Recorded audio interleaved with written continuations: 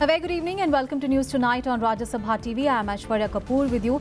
Well, Tamil Nadu Chief Minister Jayalalitha's condition continues to be our top focus. Now, Apollo Hospital has claimed that she is still on life support and that rumours about her health are totally baseless. Now, this even as the supporters continue to pray for her recovery. All the details on that and much more in this bulletin in the next half an hour. Let us begin with the headlines. Nation praise for Tamil Nadu Chief Minister Jayalalithaa. Apollo Hospital doctors describe her condition as grave and critical. Party MLAs back Panneerselvam in succession plan.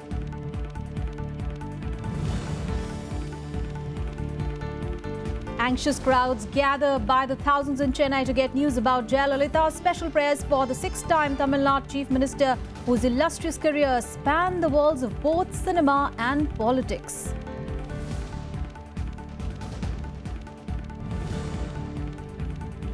Both houses of parliament remain deadlocked over demonetisation. Opposition holds up proceedings in upper house over complaints that government staff and pensioners are not getting their salaries.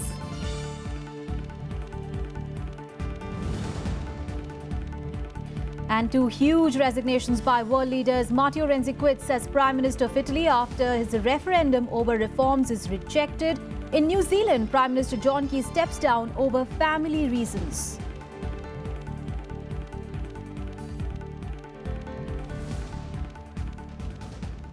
The top story tonight, Tamil Nadu Chief Minister Jayalalithaa continues to be very critical a day after suffering a cardiac arrest and is on various life support systems.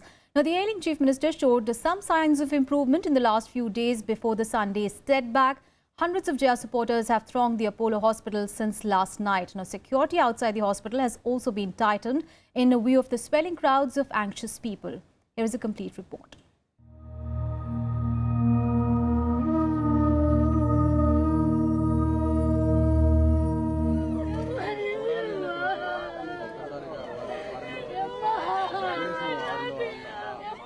Chennai's Apollo Hospital swelled with a huge crowd as news of Chief Minister Jayalalitha's critical condition spread. Jayalalithaa is said to be in a grave situation post a cardiac arrest that she suffered late Sunday night. Since then, Jaya has been under the close watch of an expert team of doctors at the Apollo Hospital. A team of 3 doctors from AIIMS also rushed to Chennai early Monday morning to assist the Apollo doctors. We are in constant touch with the authorities in Apollo Chennai and also with the Tamil Nadu government. 3 days back also, a team of doctors had went from All India Institute of Medical Sciences. Government of India, Ministry of Health is committed to see that whatever the support Apollo Chennai needs and whatever the support the Tamil Nadu government needs, we are there to take care. As of now, 68-year-old Jayalalithaa has been put on extracorporeal membrane oxygenation or ECMO. The ECMO is a life support system that helps provide oxygen to the body when the patient's lungs or heart are unable to do so. It replicates the basic functions of the heart and lungs. The device works by draining blood from a vein and connecting it to an oxygenator machine. This allows the blood to bypass the heart and lungs. According to doctors, a person can be on ECMO for several days or even weeks. The critical test, however, is whether the body can function without the machine. To give a second chance to the patient when the heart is not functioning, that will maintain the circulation, we have what we call the ECMO. ECMO is an extracorporeal membranous oxygenation, which actually takes over the function of the heart and the lungs. It keeps the body alive so that oxygenated blood is circulated into the brain, into the kidneys, into the liver, all over the body so that this function can be sustained. Announcing the sudden deterioration in Jaya's health, a press statement released stated that a team of experts, including cardiologists, pulmonologists and critical care specialists, are monitoring her.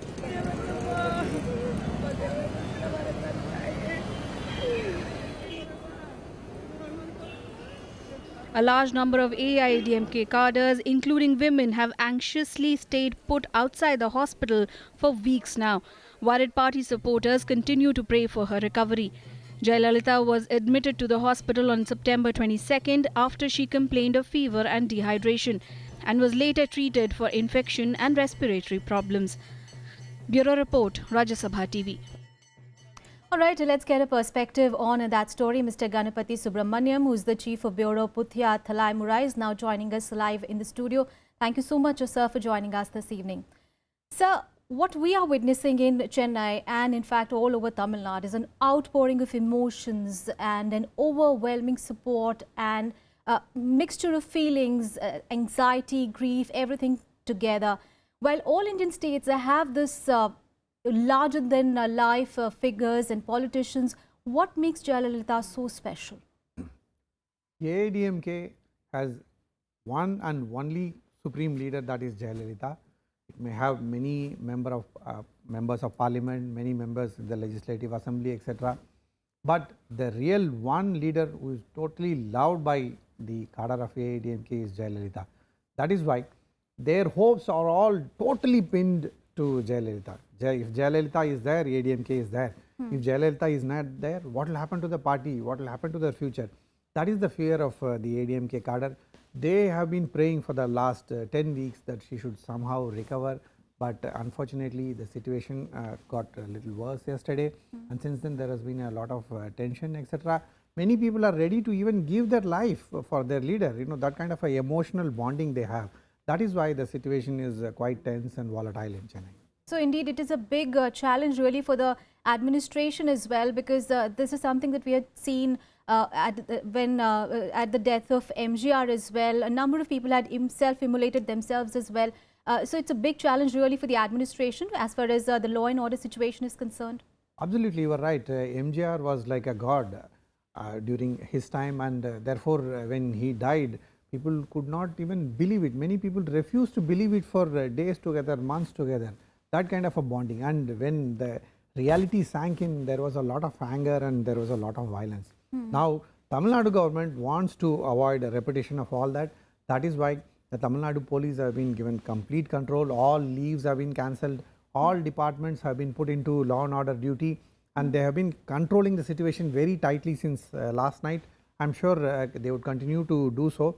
So far, they have not even asked for any assistance from central forces. They are themselves managing it, and they want to make sure that there is no lapse on the law and order front. Right. So you stay with us. We'll just come back to you. Let us give an update on whatever is happening on the ground. Well, Union Minister Venkaiah, Naidu has now reached the Apollo Hospital, even as the wishes continue to pour in for her. Now, various political leaders, including President Pranab Mukherjee, West Bengal Chief Minister Mamata Banerjee, also took to Twitter to express their concerns for Amma and also wished her a speedy recovery. She had a heart problem yesterday, and then doctors are attending to it. We hope that she will be able to improve. She's a great lady, loved and admired by every citizen of our states. The Tamil Nadu people are her family. We are all her family. So we want her to be taken care of. Yes, I've heard that, and I also tweeted about it. I hope she recovers and gets well as soon as possible. हम लोग तो उनके स्वास्थ्य लाभ की ही कामना करेंगे. वैसे अभी नड्डा साहब ने कहा है कि वो खतरे से बाहर हैं, तो ये अच्छी खबर है. स्वास्थ्य मंत्री हैं. ये शुभकामनाएं उनको भेजना चाहती हूँ अपनी तरह से, अपनी पार्टी की तरफ से, कि वो जल्दी स्वस्थ हो जाएं. तमिलनाडु उनकी लोगों को उनकी जरूरत है, हिंदुस्तान के लोगों को उनकी जरूरत है. तो सुन रहे हैं कि उनकी स्थिति गंभीर हुई. हम तो ईश्वर से यही प्रार्थना करेंगे वो जल्दी स्वस्थ हो, क्योंकि वो खाली तमिलनाडु की बड़ी नेता नहीं, देश में भी उन्होंने दिशा दी है.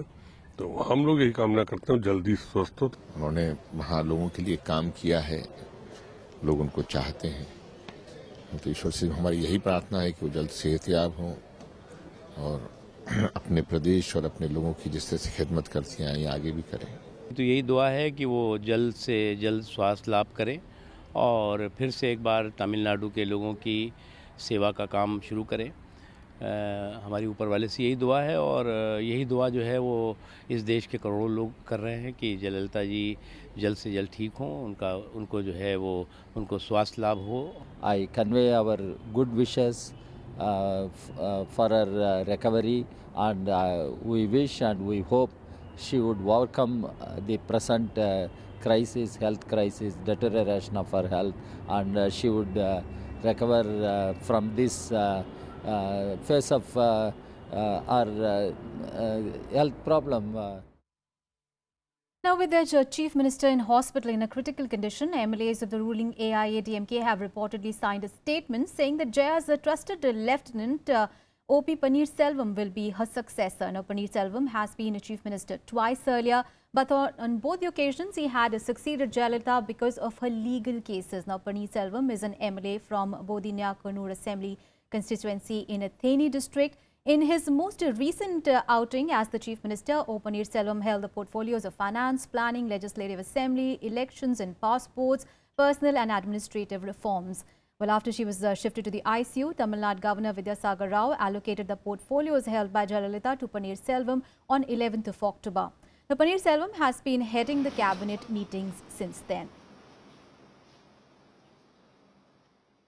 And Home Minister Rajnath Singh has ruled out the possibility of law and order problems in Tamil Nadu in the wake of the latest health update of Chief Minister Jayalalithaa. Now, Singh is believed to have spoken to Tamil Nadu Governor Vidyasagar Rao on Sunday night. However, the Home Ministry is closely monitoring the situation in the state and also prepared to send additional central forces whenever needed. As many as 900 personnel of the Rapid Action Force of the CRPF have been put on standby to be immediately airlifted from various places in the country to Tamil Nadu. Sir किस तरह की deployment हुई क्योंकि law and order एक big major concern होएगा मैं नहीं अभी लॉ एंड ऑर्डर की क्या कोई ऐसी कोई बात नहीं. The practice is that whenever there is a situation in state and the state finds themselves inadequate to maintain the law and order situation, then center is always willing to send extra forces. It is our primary duty to ensure that state is being helped in whatever possible way they require.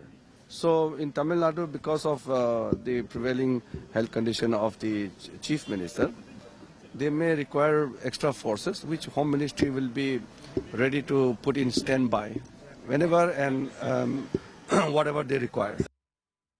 All right, let's go back to our guest in the studio, Mr. Subramanyam, who's joining us. Mr. Subramanyam, now, we talked about the law and order situation, but speaking about the AIADMK party in general, they just a short while back held a meeting inside the hospital only, and it is going to be very interesting in case their worst case, in the case of worst case scenario that we're talking about. As far as succession plans are concerned, it is going to be very rather difficult for AIADMK, because you were just mentioning that AIADMK has always been about Amma. It's always been about Jayalalithaa. And even when Mr. Panneerselvam had taken over the Chief Minister's portfolio, he did not even sit on that chair because he left it vacant, that whenever Jayalalithaa will come, she is the one who's going to sit on that chair. That's right. The same will be the situation now. One school of thought within the AIADMK is that they should not rush to any conclusion now, they should be more patient.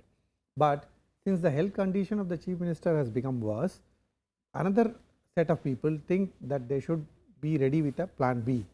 That is why you keep hearing about, as you rightly said, Panneerselvam being brought in as the acting Chief Minister once again as a stopgap arrangement or as a permanent arrangement if Jayalalitha's health is going to linger on like this or anything worse is going to happen. At the same time, they also want to split the powers that were vested with Jayalalithaa. Jayalalithaa, apart from being the Chief Minister, was also the General Secretary of the party. She was the head of the party. Yes. So that post probably will go to another senior leader, probably Deputy Speaker Thambidurai or somebody as senior as Thambidurai will get that post. So they want to smoothly have an arrangement. Even if Jayalalithaa stays in the hospital, administration and party should run smoothly, or if something happens to her, the succession should be smooth. So they are discussing that in many ways, and how it's going to happen is all will be unveiled in the next few days. And one important person will play a very crucial role will be Sasikala Natarajan, who has been very close to Jayalalithaa and who is the only person who has access to Jayalalithaa in the hospital. Absolutely. So let's see how it works out. All right, so it is uncertain times really for the party and for the supporters of Jayalalithaa at the moment. Of course, the hospital is saying that all rumors about her health are false and that she is in a critical condition at the moment. Well, we'll keep getting you all the updates on that story. Thank you so much, sir, for joining us and sharing your perspective on that story. Well, a six-time Tamil Nadu Chief Minister Jayalalithaa, fondly called as Amma in her state, is nothing less than a god for her party cadres. Now, despite numerous controversies surrounding her, she has long enjoyed a cult-like following in Tamil Nadu. Now, as she remains in a critical condition following a cardiac arrest, let's take a look at her journey through the years. Born on 24th February 1948 in a Tamil Iyengar family, Selvi Jayalalithaa Jairam had a very colourful yet controversial life. From acting to politics, she saw several ups and downs in her life. Forced to get into acting at the mere age of 15 due to poverty, Jayalalithaa went on to become a prominent figure in Tamil cinema since her debut with Venera Adai in 1965. Her versatile acting and expertise in various forms of classical dance made her a celebrated icon in South Indian cinema. She acted in as many as 140 films, including Tamil, Telugu and Kannada. Her prolific acting eventually won her the title of the Queen of Tamil cinema. In a versatile career, Jayalalithaa also acted opposite Bollywood superstar of yesteryears Dharmendra in the Hindi film Izzat.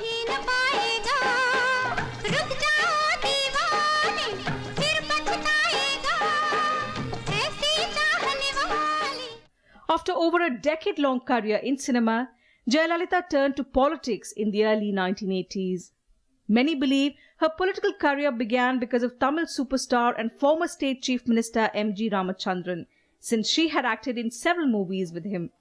However, the six-time Tamil Nadu Chief Minister maintained the decision to enter politics was her own. The turning point came for Jayalalithaa after MGR's death in 1987.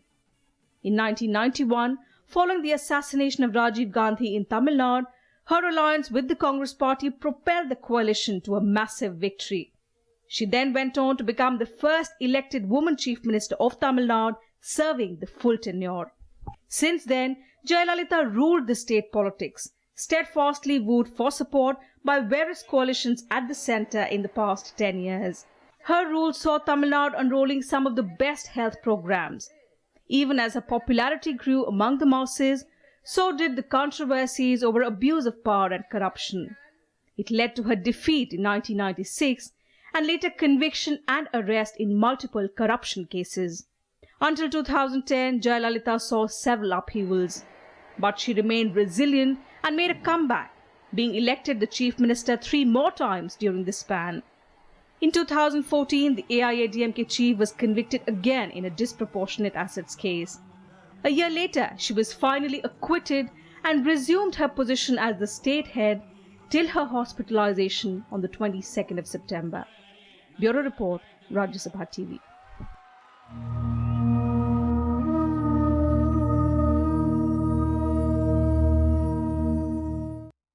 Let's get you some other news now. Well, a united opposition continued to corner the government in the Rajya Sabha on Monday over the demonetization and sought to know if financial emergency has been imposed in the country.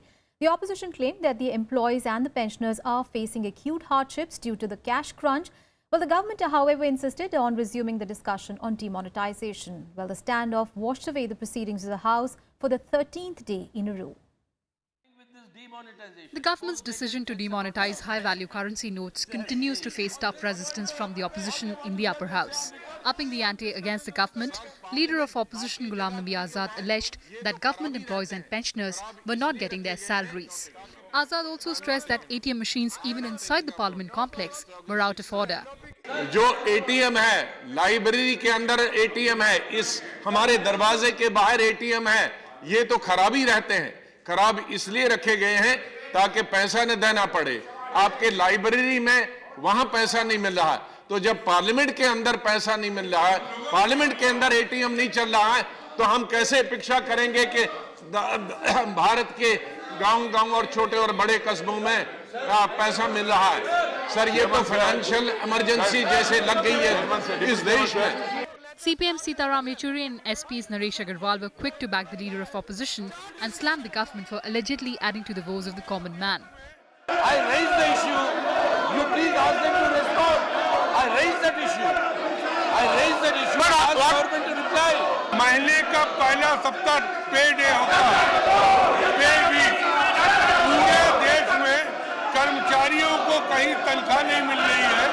Pension वालों को pension नहीं मिल रही है। एक तरीके से anarchy मची हुई है और सरकार जानबूझ के इसको की है.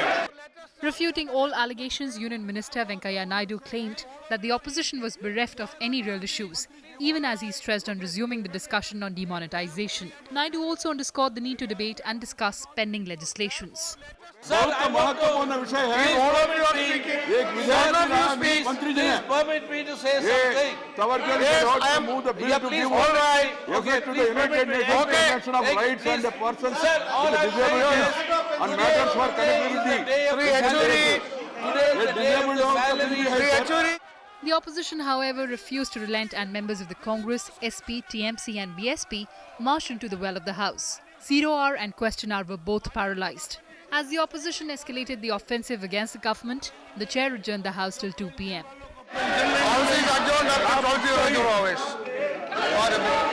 There was no respite even in the post-lunch session as the opposition continued its tirade against the government.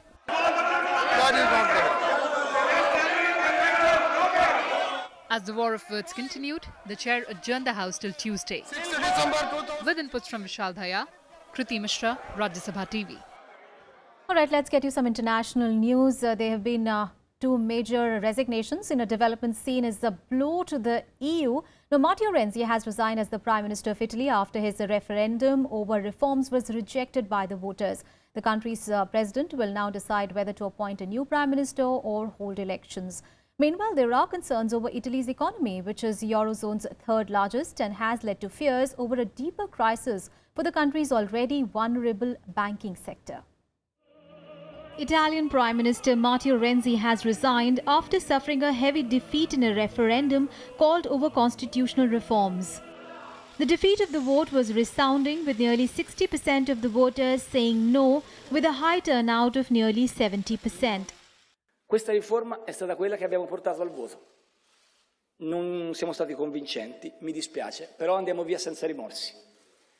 Perché se vince la democrazia e vince il no, è anche vero che noi abbiamo combattuto la buona battaglia con grande determinazione e passione. Renzi had himself called the referendum, but opponents argued that the reforms would give the Prime Minister too much power. It is a resounding victory for the No camp, a medley of populist parties headed by Beppe Grillo's 5-Star Movement. This party has pledged to carry out a referendum on whether Italy should stay in the euro area. Certainly we are going to have a period of uncertainty. I do not expect it to be too long. So in the very next days, I think the President is going to try and find a majority, and he is going to find it. Meanwhile, the euro fell to a 20-month low against the dollar at the prospect of instability in the Eurozone's 3rd biggest economy.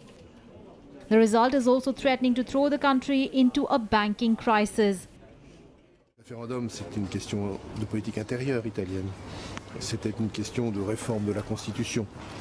Évidemment, ce référendum ne portait pas sur l'Europe, sur la politique européenne, sur la place de l'Italie en Europe. L'Italie est un pays profondément européen, très attaché.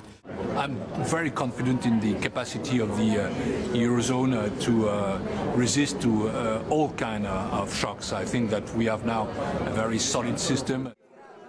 The country's president, meanwhile, is likely to ask Renzi to stay on at least until Parliament has passed a budget bill due later this month. Finance Minister Pier Carlo Padoan is favoured to succeed Renzi as Prime Minister. Despite the pressure from the opposition, early elections are unlikely before 2018. Bureau Report, Rajya Sabha TV. And another country's Prime Minister stepped down too, though this was totally unexpected. New Zealand Prime Minister John Key announced his resignation after 8 years as the head of the government. Now, Key cited family reasons for stepping down. He also resigned as the National Party leader. The popular Prime Minister said that he was never a career politician and it was the right time to go, though adding that it was the hardest decision that he's ever made. Well, his party is set to meet next week to elect his successor. His deputy Bill English is widely seen as the favourite to take over.